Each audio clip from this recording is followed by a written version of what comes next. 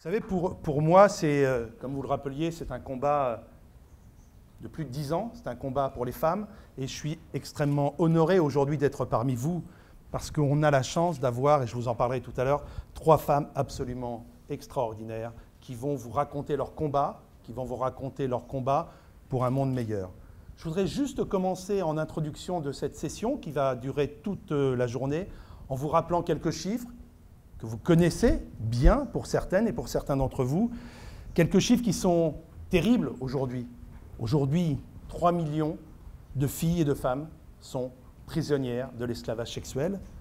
Aujourd'hui, il y a entre 5 et 10 000 femmes qui, tous les ans, meurent victimes de crimes d'honneur.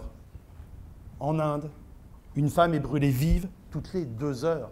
Vous imaginez, toutes les 2 heures. Tout le temps que nous allons passer ensemble, toutes les 2 heures, une femme en Inde va mourir brûlée vive. On pourrait continuer absolument pendant de trop longues heures cette litanie d'horreur. Vous savez, il y a un proverbe qui dit que les femmes portent la moitié du ciel. Des fois, cette moitié du ciel, elle est très, mais très, très lourde à porter. Alors aujourd'hui, cette session, elle honore toutes les femmes qui sont prêtes, toutes ces femmes qui sont prêtes à tout pour défendre la liberté et la démocratie. Toutes ces femmes qui sont connues ou inconnues, qui un jour sont rentrées en résistance pour un monde de paix et pour un monde meilleur. Aujourd'hui, nous aurons 3 parties, 3 sessions autour de ces femmes de courage. La première session autour de la dignité, la seconde autour de la liberté de conscience, et la troisième pour l'espoir d'un monde plus juste. Et ces 3 sessions, je pense qu'autour de ces 3 sessions, vous allez rencontrer 10 femmes qui vont vous faire prendre conscience d'ô combien votre aide ici aujourd'hui est essentielle.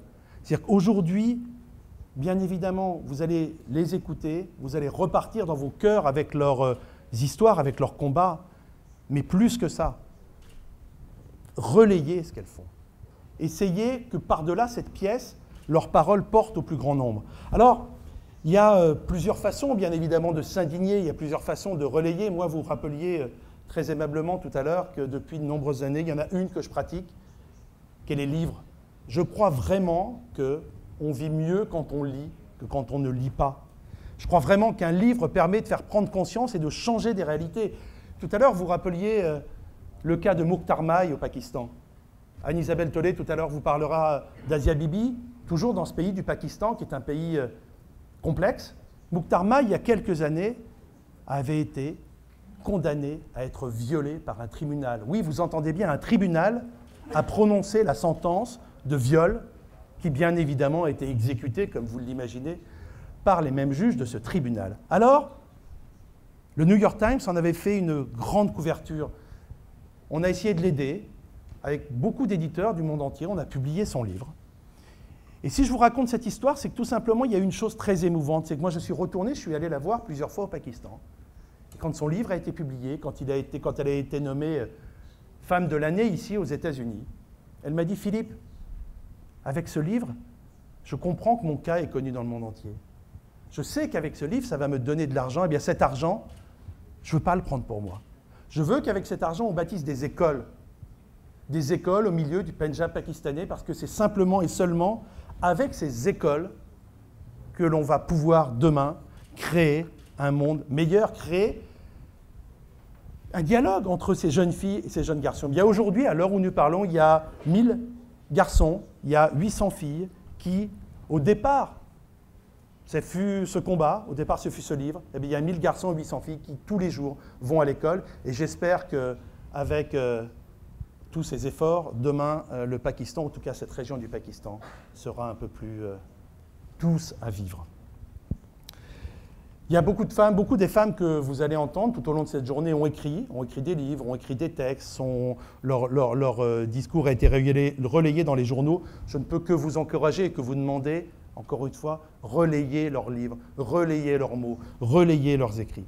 Et comme nous sommes aujourd'hui juste à côté des Nations Unies, hein, je ne peux pas m'empêcher d'avoir en tête et de faire un appel à l'UNESCO. L'UNESCO est une des agences des Nations Unies. L'UNESCO est chargée de diffuser la culture dans le monde entier. Mais l'UNESCO est aussi chargée de lutter pour la dignité. Si l'UNESCO pouvait nous entendre, vous entendre, et relayer ces paroles dans le monde entier, je pense qu'on ferait un très, très grand geste. Alors, oui, nous, les gens de culture, nous, les gens de littérature, nous, les gens de l'édition, je pense qu'on a besoin aussi des institutions internationales pour nous aider à relayer encore plus fort les voix de toutes ces femmes. Voilà, je ne vais pas être beaucoup plus long, mais on pourra en reparler si vous le souhaitez tout à l'heure. Alors ce matin, dans la première session consacrée à la dignité, nous allons entendre trois femmes formidables, exceptionnelles. Jacqueline Kasha, qui lutte depuis des années en Ouganda contre les lois homophobes qui punissent l'homosexualité de la peine de mort. Elles vont intervenir toutes les trois l'une après l'autre. Après, vous écouterez Madame Jen Yi, qui est réfugiée aussi aux États-Unis et qui lutte pour que son mari puisse la rejoindre, son mari qui est détenu en Chine, et on est tous impatients d'entendre et d'avoir des nouvelles de son mari. Et nous allons commencer par écouter Madame Tran Thuy. Madame Tran Thuy est libre depuis très peu de mois. Elle a passé 3 ans en prison, seule, au Vietnam, en prison avec pour seul crime l'écriture et la publication d'informations. Ça rejoint ce que nous disions tout à l'heure. Dans certains pays, on punit encore aujourd'hui pour des propos qui sont hostiles au régime. Madame Tran Thuy, vos textes et vos poèmes ont bouleversé de nombreuses personnes, et beaucoup dans le monde entier, et beaucoup vous ont soutenu. En 2007, vous avez été arrêtée pour la première fois. Elle a passé 9 mois en prison, 9 mois en prison pour avoir soutenu des paysans expropriés qui ne demandaient que simplement justice. Et moins d'1 an après sa libération, elle a été de nouveau arrêtée avec son mari. Cette fois-ci, après une mise en scène absolument terrible et un semblant de procès, elle a été détenue dans des conditions terribles. Aujourd'hui, en juin, c'était juste il y a quelques mois. Aujourd'hui, en juin, elle a retrouvé la liberté. Et les premiers mots que j'ai entendus d'elle, que j'ai vus dans les journaux, c'était de dire « je ne regrette rien. 3 ans de prison, je ne regrette pas mon engagement. » Et juste avant de lui laisser la parole, je voulais juste dire un petit extrait d'un poème qu'elle a écrit, qui m'a absolument touché, qui s'appelle « Jusqu'à quand ?» Le poème dit la chose suivante: « Je serre fort mon cœur pour tuer la tristesse. Dans la geôle communiste, tous mes rêves sont noyés. Le jour rabote mes pensées, la nuit sectionne mes réflexions. » Et vous terminez votre poème par « Oh, ma destinée de grand malheur, que de malédictions, de mauvais karma, comment y échapper? Quand est-ce ma délivrance afin de me retrouver moi-même ?» Eh bien, ce poème, qui a été écrit l'année dernière, nous, on est très émus de vous accueillir aujourd'hui et vous dire que vous retrouvez vous-même dans un monde libre. Vous avez ici des amis et des amis qui sont très heureux de vous accueillir aujourd'hui.